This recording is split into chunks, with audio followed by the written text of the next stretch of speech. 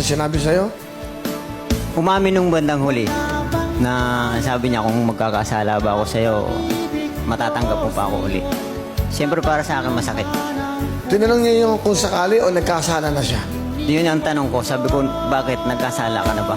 Sabi niya, hindi na siya sumagot.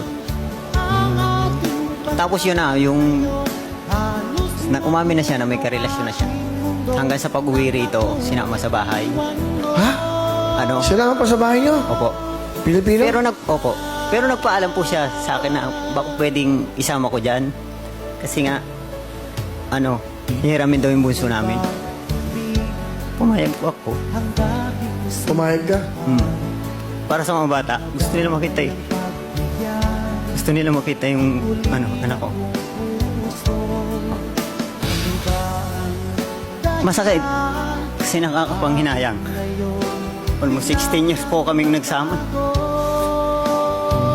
Nang dahil dun sa pangarap namin. Bakit mo siya pinayagan kasi mag-abroad?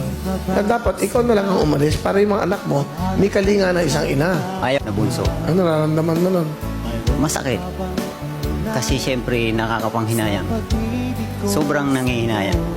Kahit hanggang ngayon. Pero unti-unti nang Pero ngayon ba may asawa ka? wala po. Hindi ko magawang dahil yung mga anak ko, 4 nasa akin eh. Lahat ako lang tumataguyod.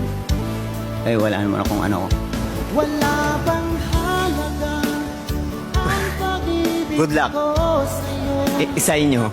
Tapos kahit pa paano mag-ingat ka pa rin lagi para sa mga anak mo. Kaya mo hindi ko pababayaan sila. Gustong ginanggang ang aking pagkalayo. Halos magunaw